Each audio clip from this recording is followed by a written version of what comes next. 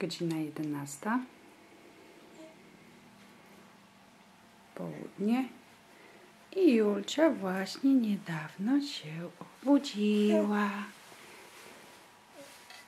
Przegląda zabawki, czy jej nic nie zginęło, tak? Tak? No, nic nie zginęło, wszystkie zabawki są. Tak? Julka? Julenka? Cześć!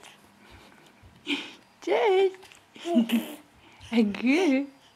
No. Ojej.